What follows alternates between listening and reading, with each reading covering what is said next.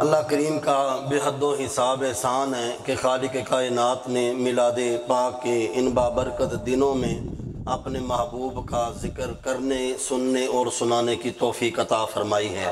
آج 7 ستمبر ہے۔ آج سے 50 سال پہلے ہمارے بزرگوں نے مرزائیوں کو قادیانی کافر قرار دلوایا۔ آج اس کی گولڈن جوبلی لاہور کے اندر بھی، اسلام آباد کے اندر بھی اور یہاں آپ کے علاقے کے اندر بھی منائی جا رہی ہیں۔ اللہ پاک ہمیں عقیدہ ختم نبوت پر کامل ایمان کی توفیق عطا فرمائے۔ ابھی بھائی جوید صاحب نے نعت شریف پڑھی بڑی کہنے خوش الہانی کے ساتھ، تو آخر کے اندر انہوں نے ایک شعر پڑھا کہ کوئی کیوں پوچھے تیری بات رضا۔ یہ سید اعلیٰ حضرت نے اپنے لیے عاجزی کا اظہار کیا کہ کوئی کیوں پوچھے، لیکن انہوں نے تو کہا تھا کوئی کیوں پوچھے، تو آج اگر ہم دیکھیں تو ہر کوئی پوچھے تیری بات رضا، ہر کوئی پوچھے تیری بات رضا۔ اور سیدی اعلیٰ حضرت عظیم البرکت مجدد دین و ملت شاہ امام احمد رضا خان فاضل بریلوی علیہ رحمہ، اللہ آپ کی قبر پر کروڑوں رحمتوں کا نزول فرمائے۔ حضور کی ذات کے بارے میں چھوٹی چھوٹی باتیں کرنا یہ منافقوں کا اور کہنے کہ جنہوں نے کھا کے حرام کر دیا ہے یہ ان کا شعار ہے۔ ہمارے بزرگوں کا جو شعار ہے، انہوں نے کہا کہ حضور کی ذات کے بارے میں کوئی کمزور جملہ استعمال نہیں کرنا۔ نمرود تھا نا، قرآن کریم کے اندر اللہ نے اس کا ذکر کیا ہے۔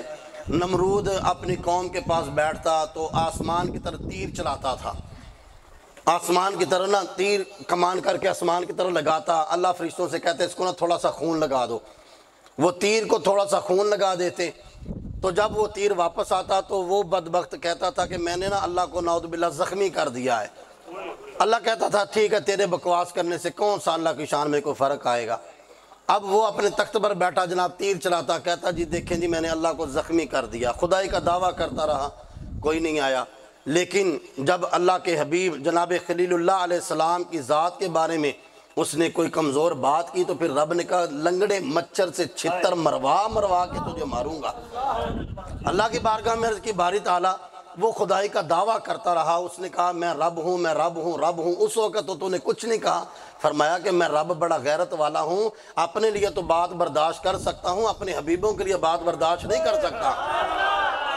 بندہ پوچھے ان وقت کے نمرودوں کو، نبی کے بارے میں بات نہیں کرتے، نبی کی اطاعت کی جاتی ہے۔ اور یہ کانا دجال ساری زندگی کہتا رہا کہ میں نبی ہوں، میں نبی ہوں، میں نبی ہوں۔ رب نے مارا کہاں پہ؟ لیٹرین میں جا کے، گند خانے میں جا کے، وہاں پہ موت آ گئی۔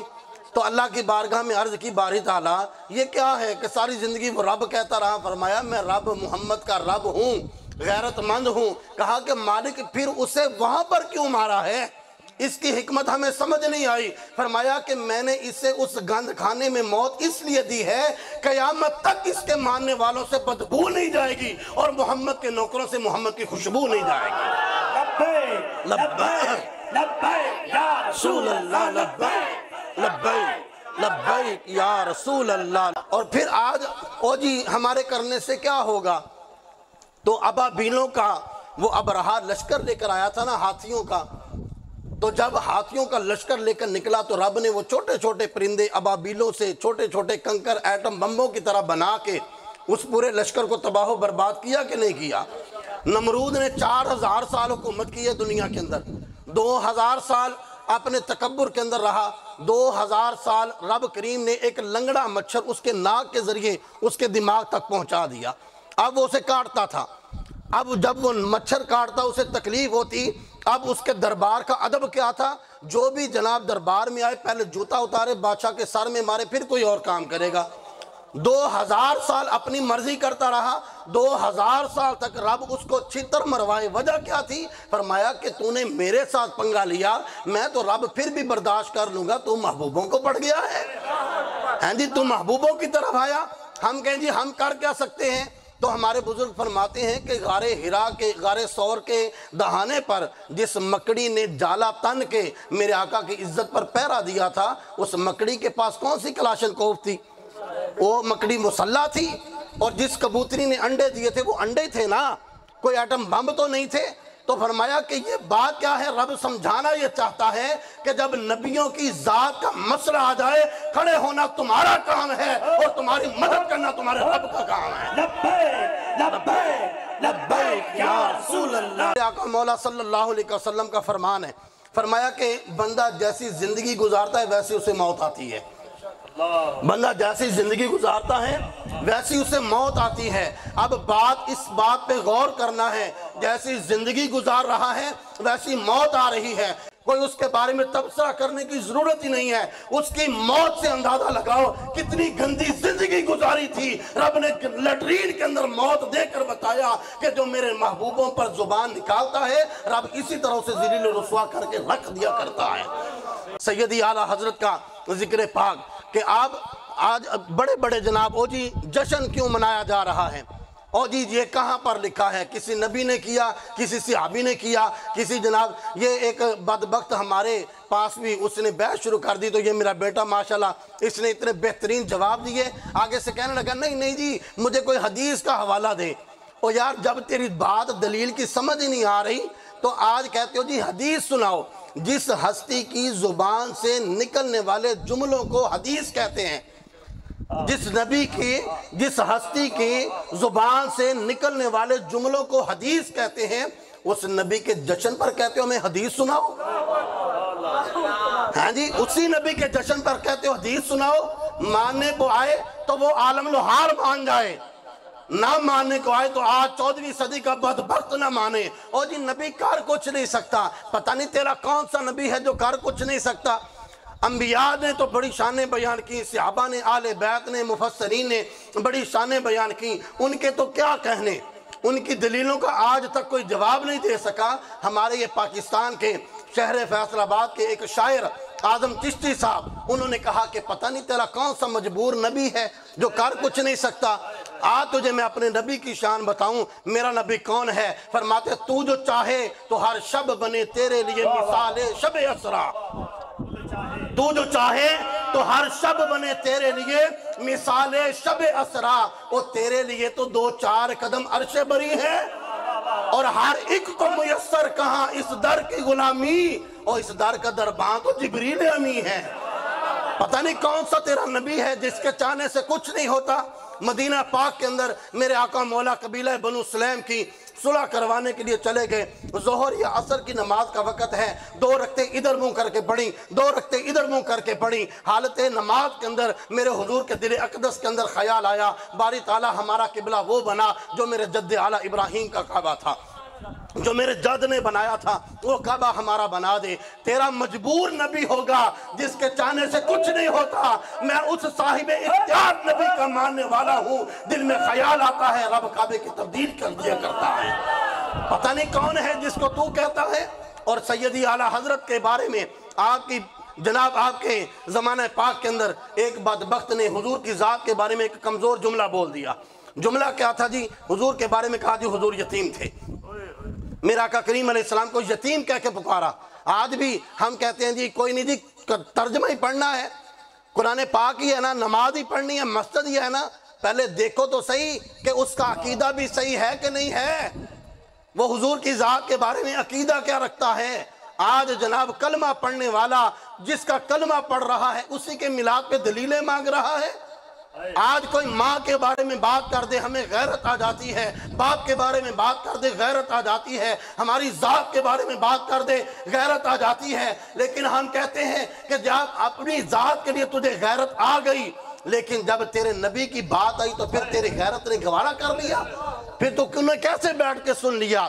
سیدی اعلیٰ حضرت کے زمانے کے اندر ایک شخص نے حضور کی ذات کے بارے میں صرف لفظ یتیم بول دیا کہ حضور یتیم تھے۔ مسئلہ آ گیا سیدی اعلیٰ حضرت کے پاس کہ جناب فلاں علاقے کے مولوی صاحب نے حضور کی ذات کے بارے میں لفظ یتیم بولا ہے، فرمایا اب بتائیے کہ اس کے بارے میں کیا حکم ہے؟ فرمایا کافر ہو گیا ہے۔ صرف اتنی بات پر فرمایا کہ اس نے یتیم کہا، فرمایا کافر ہو گیا۔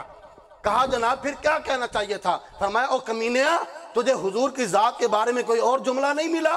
کہنے لگا جی بتائیے میں کیا کہتا؟ فرمایا پھر آ بیٹھ احمد رضا کے پاس، احمد رضا تجھے بتائے گا تو نے حضور کو کیا کہنا تھا۔ اب میں آپ کا ذوق دیکھنا چاہتا ہوں، سیدی اعلیٰ حضرت نے اب حضور کی شانیں بیان کرنا شروع کی۔ فرمایا تجھے یوں کہنا چاہیے تھا حضور اقدس، تجھے یوں کہنا چاہیے تھا حضور اقدس، قاسم النعم مالک الارض رکاب امم معطی منعم قسم قیم ولی والی علی عالی کاشف القرب رافع الرتب معین کافی حفیظ وافی غنی عزیز جلیل خلیفہ مطلق حضرت رب مالک الناس دیان العرب ولی الفضل جلیل الافضال رفیع المثل ممتانی الامثال کعبے کے بدر الدجا طیبہ کے شمس الدہا جانو دل انبیاء جانو دل اصفیاء امام الانبیاء خاتم الانبیاء جناب محمد مصطفیٰ تاجدار ختم نبوت، اچھی بولو تاجدار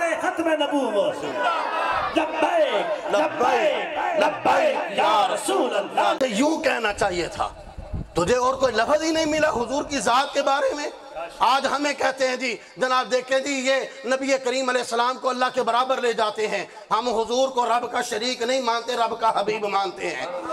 سیدی اعلیٰ حضرت نے بتایا حضور کی عزت کے لیے، حضور کی شان کو بیان کرنے کے لیے دو باتیں نہیں کرنی، دو باتیں بیان نہیں کرنی، ایک اللہ نہیں کہنا، ایک اللہ کا بیٹا نہیں کہنا۔ یہ دو جملے حضور کی ذات کے بارے میں نہیں بولنے، باقی تیرے دل میں جو آئے حضور کی عزت کے لیے بولنا، اس سے اللہ بھی خوش ہوگا، اللہ کا رسول بھی خوش ہو جائے گا۔ اور کون اعلیٰ حضرت؟ اعلیٰ حضرت فرماتے ہیں کہ جب میرا آخری وقت ہے، آج ہر اسٹیج پر سیدی اعلیٰ حضرت کا ذکر کیوں کیا جاتا ہے؟ وجہ کیا ہے؟ انہوں نے ساری زندگی امت کو عشق مصطفیٰ کے جام پلائے، ساری زندگی لوگوں کو بتایا کہ یہ دروازہ ہے میرے مصطفیٰ کا، یہ دروازہ ہے، اور فرماتے ہیں بخدا خدا کا یہی ہے گھر۔ میں نے کائنات کے اندر پھر کر دیکھا مجھے اللہ کا دروازہ مل جائے، میں نے بڑے دروازے دیکھے مجھے کہیں پہ رب کا دروازہ نظر نہیں آیا، پھر میں بارگاہ مصطفیٰ میں آیا اور آ کے جب میں نے دیکھا کہ میں تو ایسے ہی پھرتا رہا، رب کا دروازہ تو میرے مصطفیٰ کی بارگاہ میں ہے۔ فرماتے باخدا خدا کا یہی ہے گھر، اللہ کی قسم کھا کے کہتا ہوں اللہ کا دروازہ محمد مصطفیٰ کا دروازہ ہے، باخدا خدا کا یہی ہے گھر، نہیں اور کوئی بفر مکر، جو یہاں سے ہو وہیں جا کے ہو، جو یہاں نہیں وہ وہاں نہیں۔ آپ فرماتے ہیں کہ جب آخری وقت آیا اپنے شاگردوں کو مریدوں کو صاحبزادوں کو وصیت کی، فرماتے ہیں کہ جب میرا انتقال ہو جائے میری قبر بنانا تو اتنی گہری اور لمبی کھودنا۔ کہا جناب لمبی کی تو سمجھ آتی ہے، گہرا کیوں؟ گہرائی کی وجہ کیا ہے؟ فرمایا کہ جب حضور میری قبر میں آئیں تو پھر میں لیٹا نہ رہوں بلکہ میں کھڑا ہو کر کہوں گا مصطفیٰ جان رحمت پہ لاکھوں سلام، شمع بز میں ہدایت پہ لاکھوں سلام، جس سہانی گھڑی چمکا طیبہ کا چاند اس دل افروز ساعت پہ لاکھوں سلام، اور دور و نزدیک سے سننے والے وہ کان۔ میں کل سے یہ تقریباً تیسری جگہ پہ یہ جملہ بولنے لگا ہوں۔ پہلے جناب ان کو بڑی تکلیف ہوتی تھی جی وہ جی تم جشن میلاد مناتے ہو، میلاد کی محفلیں کرتے ہو، یہ کہاں لکھا ہے؟ اگر دفاع پاکستان کانفرنس ہو سکتی ہے، پوسٹر دیکھے کہ نہیں دیکھے جی صاحب نے؟ دیکھے ہیں جی پوسٹر لگے ہیں نا بازار کے اندر، بڑے بڑے جناب سائن بورڈوں پر لگا دیے گئے، کیا ہے جی دفاع پاکستان کانفرنس۔ ہم بھی پاکستان کے رہنے والے ہیں، ہم بھی ملک پاکستان کے ساتھ محبت کرتے ہیں اور اللہ سے دعا کرتے ہیں کہ رب تا صبح قیامت اس ملک کو یوں ہی شاد و آباد رکھے۔ اگر دفاع پاکستان کانفرنس ہو سکتی ہے تو تاجدار ختم نبوت کانفرنس بھی ہو سکتی ہے۔ پہلے اعتراض کرتے تھے جناب تم اصال ثواب کرتے ہو، کیا تمہارا یہ اصال ثواب پہنچتا ہے؟ اب یہ مسئلہ انہوں نے خود ہی حل کر دیا ہے۔ یہ اسماعیل ہنیہ کا انتقال ہو شہید ہوئے نا، اللہ ان کی قبر پر رحمتوں کا نزول فرمائے، تو جگہ جگہ پہ اجتماع کیے گئے جی غائبانہ نماز جنازہ، غائبانہ نماز جنازہ، غائبانہ نماز جنازہ۔ اب جو کل ہمارے اصال پر اعتراض کرتے تھے اگر تمہارا غائبانہ نماز جنازہ پہنچ سکتا ہے پھر ہمارا اصال ثواب بھی پہنچ سکتا ہے۔ بڑی شان والے، بڑی شان والے، بڑی شان والے۔ بس آخری جملہ میرا اور اس کو اپنے دلوں پر لکھ لیجئے، نجات رسول اللہ کی ذات ہے، بس نجات رسول اللہ کی ذات ہے، آگے کچھ نہیں ہے۔ جب حضور کی ذات آ گئی، بچے کی سالگرہ منائی ہے کسی سے پوچھا نہیں، बेटे की शादी की किसी से पूछा नहीं, बेटे की शादी की किसी से पूछा नहीं, जहेज दिया किसी से पूछा नहीं, जो कुछ भी किया हमने किसी से पूछ कर नहीं किया। और जब हुजूर का मिलाद आया तो जी मैं पूछूंगा जी मौलवी साहब से, वो कैसा मौलवी है? ज़माने भर का ये कायदा है कि जिसका खाना उसी का गाना। ये मौलवियों का ज़्यादा हक बनता है, ठीक है जी। ये तो सुबह शाम ही हुजूर के नाम का खाते हैं, हमसे कभी किसी ने बरादरी नहीं पूछी, हमें किसी ने कबीला नहीं पूछा। जनाब इनसे कहा कि जनाब आए जी हम आपको रसूलुल्लाह की बातें सुनाएंगे। लोगों ने आके बैठ के सुना, इज्जत दी, सुभान अल्लाह कहा, दाद दी, नजराने दिए और वापस उसी तरह खामोशी के साथ चले गए। जेबें मौलवियों की भरी, लंगर मौलवियों ने खाए, पेट इनके बड़े हुए। और जब हुजूर के मिलाद का वक्त है, नहीं नहीं जी हमें ऐसा नहीं करना चाहिए। क्यों नहीं करना चाहिए? ज़माने भर का ये कायदा है कि जिसका खाना उसी का गाना, नेमतें जिनकी खा रहे हैं उन्हीं के गीत हम गा रहे हैं। मेरे आका करीम अलैहिस्सलातु वस्सलाम फरमाया, रब है, सैयदी आला हज़रत फरमाते हैं ना, वो जी हर चीज़ का मालिक अल्लाह है। बेशक अल्लाह है, औलाद अल्लाह देता है, मकान अल्लाह देता है, कारोबार अल्लाह देता है, ज़िंदगी अल्लाह देता है, जान अल्लाह देता है, हर चीज़ का मालिक व मुख्तार अल्लाह है। लेकिन तकसीम करने की ड्यूटी उसने मैं मोहम्मद की लगाई है। रब है मुअती, ये है कासिम, रिज़्क़ है उसका, खिलाते ये हैं। ठंडा ठंडा मीठा मीठा पीते हम हैं, पिलाते ये हैं। इन्ना आतैना कल कौसर, सारी कसरत पाते ये हैं। माँ जब अकलोते को छोड़े आह आह कह के बुलाते ये हैं। ये हैं हमारे आका, कोई मजबूर नबी नहीं है, हम किसी मजबूर नबी के मानने वाले नहीं हैं। बस आखिरी बात सैयदी आला हज़रत के कलाम पर ख़त्म करूँगा। फरमाते खिरद से कह लो कि सर झुका ले। जब हुजूर की ज़ात आ गई ना, फिर अकल के घोड़े नहीं दौड़ाने, यहाँ पर अपनी ज़ुबान भी बंद करनी है, आंखें भी बंद करनी है। और ख्वाजा फ़खरुद्दीन सियालवी ने कहा था कि बाब जिब्रील के पहलू में ज़रा धीरे से, बाब जिब्रील के पहलू में ज़रा धीरे से फ़ख्र कहते हुए जिब्रील को ये पाया गया, हमने दरे यार पे पलकों से दस्तक दी है, हमने दरे यार पे पलकों से दस्तक दी है। ज़रा सी भूल हुई और उम्र का सरमाया गया। सैयदी आला हज़रत फरमाते हैं अपनी अकल के घोड़े नहीं दौड़ाने, जब हुजूर की ज़ात आ गई फिर आगे बस।